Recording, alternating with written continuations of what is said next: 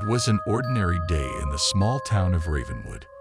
The sun was setting, casting long shadows over the quaint houses that lined the streets. But there was one house that stood out from the rest. An old, dilapidated mansion at the end of the road. It had been abandoned for years, rumored to be haunted by the spirits of those who once lived there. But on this particular evening, a group of teenagers dared each other to explore the old house. They laughed and joked as they made their way through the overgrown garden and up the creaking stairs to the front door.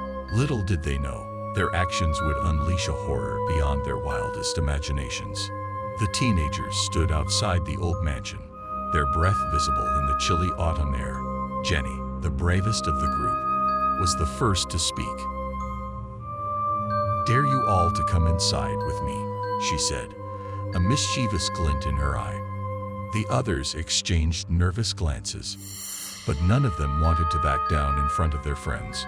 "Fine, but if anything happens, it's on you, Jenny," Adam said, his voice trembling slightly.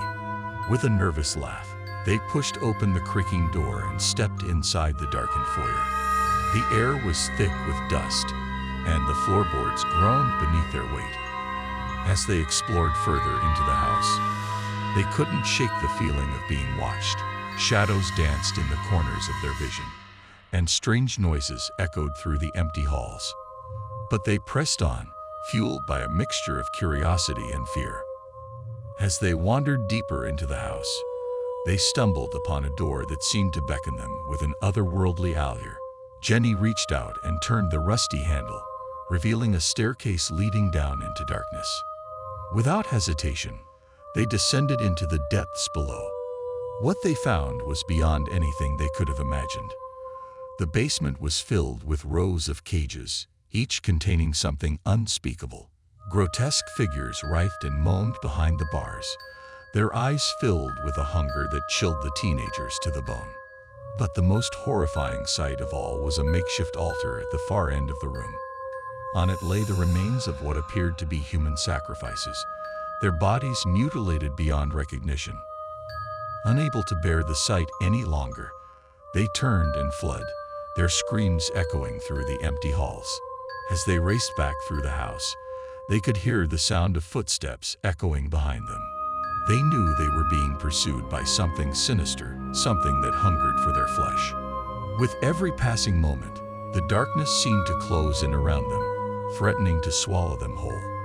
But just as they reached the front door, they were met with an even greater horror. It was sealed shut, trapping them inside with whatever lurked within the house.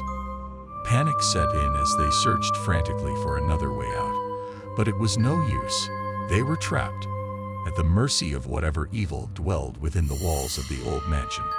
With nowhere left to run, the teenagers huddled together in the foyer, their hearts pounding in their chests. They knew that their only hope for survival was to confront whatever horror awaited them head-on. As the footsteps drew closer, they braced themselves for the inevitable confrontation.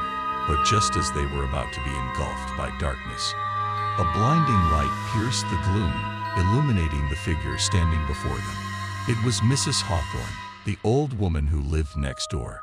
She had heard their screams and rushed over to investigate, armed with nothing but a flashlight and a fierce determination to protect her neighbors. With a cry of defiance, she banished the darkness and drove back the evil that lurked within the house, saving the teenagers from a fate worse than death. As they emerged from the old mansion, shaken but alive, they knew that they would never forget the horrors they had witnessed that night. But thanks to the bravery of one woman, they had escaped with their lives and their souls intact. In the days that followed, the old mansion at the end of the road was torn down, its dark secrets buried forever beneath the rubble.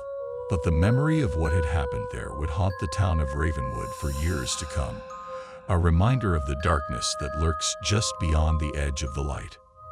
And though they tried to forget, the teenagers who had dared to enter the old house knew that some horrors can never truly be erased from memory. But they also knew that as long as they stood together, they could face whatever darkness the world threw their way and emerge stronger on the other side.